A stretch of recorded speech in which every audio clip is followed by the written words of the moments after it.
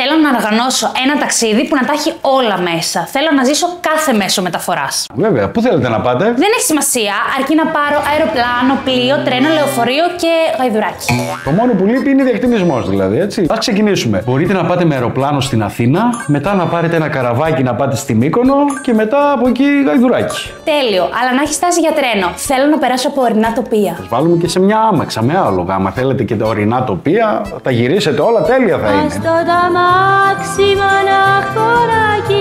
Μήπως να πάω με κανό? Κανό, το γαϊδουράκι που θα το αφήσουμε το καημένο. Στο τέλος θέλω να φύγω με ελικόπτερο. Θέλω να δω τη θέα από ψηλά. Αν συνεχίσετε έτσι, θα σας βάλουμε και σε ένα διαστημόπλαιο, Είναι στα σχέδιά μου για το χρόνο. Ευχαριστώ πολύ. Ήσασταν καταπληκτικός. Αν όλα πάνε καλά, το χρόνο θα κανονίσουμε κι άλλο. Θα σας κλείσουμε για διαστημικό λεωφορείο του χρόνου. Τι είπατε? Τίποτα. Καλό ταξίδι. airshop.gr. Γιατί ό,τι μέσο και να επιλέξετε, μπορούμε να το κανονίσουμε. Σχεδόν.